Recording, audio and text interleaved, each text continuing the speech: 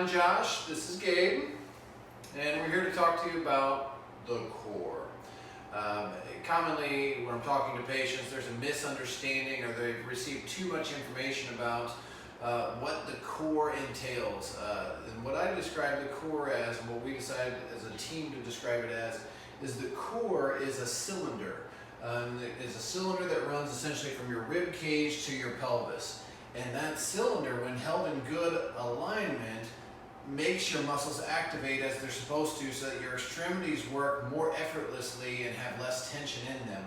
So it's very essential that your core activates first before anything else moves, and you can have a lot less maladies, a lot less pain whenever you can learn to activate it appropriately. So we're going to talk about how we instruct our patients to activate their core. And so what I tell everybody is the core is a cylinder. The top of the cylinder is your diaphragm. The diaphragm attaches into the rib cage.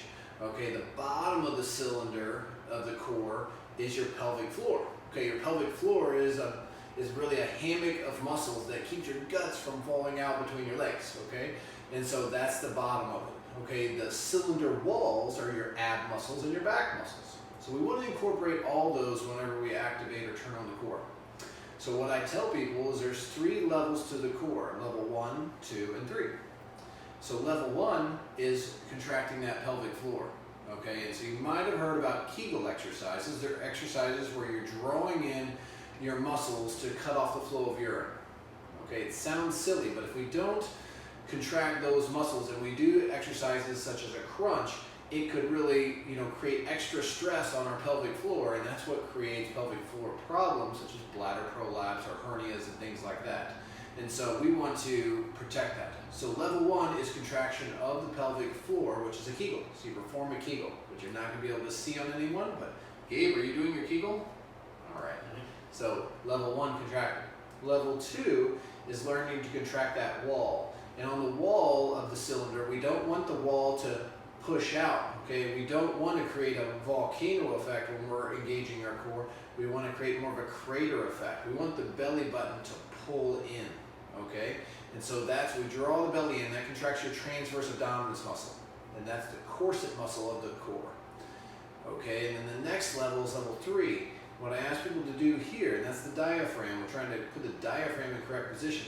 I ask people to bring the rib cage down.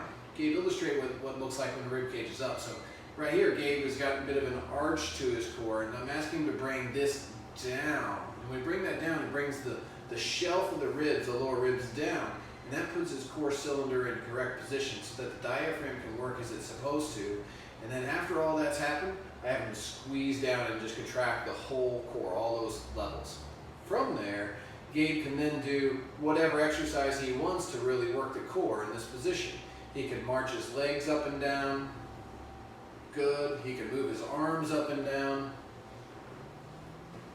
Okay. He could do some bicycling of his legs. Wonderful. Keep the belly in. Awesome. He could move his legs backwards and forwards as, kind of like a V format, like so. There's all different ways he can contract the core.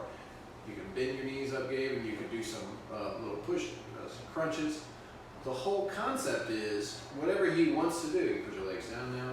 Whatever Gabe wants to do, he has those concepts in mind. Level 1, 2, 3, set. And once he's set, then he can do anything he wants, keeping those core principles in mind, always wanting to feel the effort through the center, through the abdomen, not in the legs, not in the back. He keeps those principles in mind, and then he can stay safe with anything he does. Likewise, you can do the same. Sometimes it's difficult to get that rib cage down the way you need to, so sometimes it's helpful to take a pillow and place it underneath your head to help get the rib cage down. And likewise, there's other things you can do as well. But if you have any trouble with contracting your core, getting the facilitation or activation you desire, just give us a call. Thank you.